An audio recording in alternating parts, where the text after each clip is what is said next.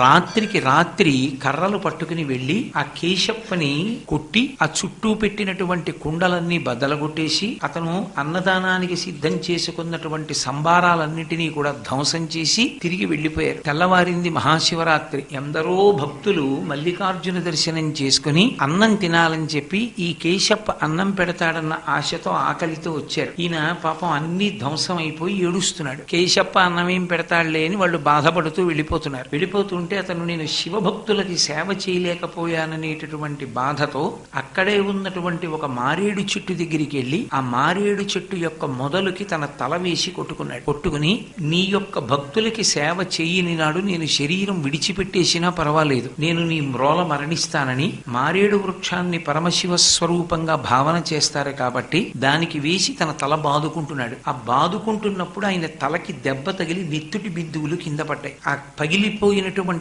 కుండ పెంకులోకి కుమ్మరివాణి యొక్క తలకి దెబ్బ తగిలి స్రవించినటువంటి రక్త బిందువులు పడినటువంటి బిందువులన్నీ కలిపి నెత్తురు చిన్న మడుగై ఆ నెత్తురు సువర్ణలింగంగా మారింది. ఆ సువర్ణలింగంగా మారినటువంటి క్షేత్రమే హాటకేశ్వరం.